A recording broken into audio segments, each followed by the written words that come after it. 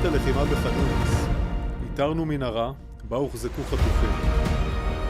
הלוחמים איתרו את הפתח של המנהרה, בסיס מודיעין מדויק, בביתו של מחבל חמאס בח'אן-יונס. הלוחמים נכנסו למנהרה, שם נתקלו במחבלים